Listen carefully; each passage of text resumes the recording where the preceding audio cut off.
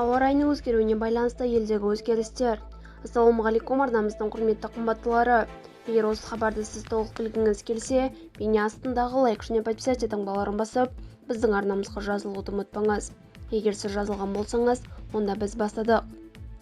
29 наурызға арналған ауа райы болжамы. 29 наурыз жексенбі күні Қазақстанның бірнеше өңірінде жаңбыр жауады. Қазгидромет мәліметінше, оңтүстікте ауа райы температурасы 24 градусқа дейін көтеріледі. Астана +13, +15 градус, көшпелі бұлтты, жауын-шашынсыз. Алматы +21, +23 градус, көшпелі бұлтты, жауын-шашынсыз. Шымкент +22, +24 градус, кей жерлерде жаңбыр, найзағай. Ақтөбе +16, +18 градус, жауын-шашынсыз. Атырау +18, +20 градус, кей жерлерде жаңбыр. Қарағанды +14, +16 градус, жауын-шашынсыз.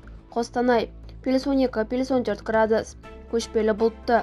Қызылорда +20, +22 градус, жауын-шашынсыз. Павлодар +13, +15 градус, жауын-шашынсыз. Петропавл +11, +13 градус, көшпелі бұлтты. Талдықорған +19, +21 градус, жауын-шашынсыз.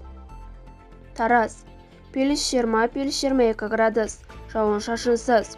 Түркістан +21, +23 градус, жауын-шашынсыз. Өскемен +15, +17 градус, жауын-шашынсыз.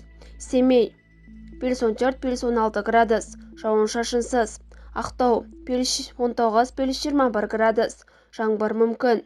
Орал +15, +17 градус, жаңбыр мүмкін. Көкшетау +12, +14 градус, жауын-шашынсыз.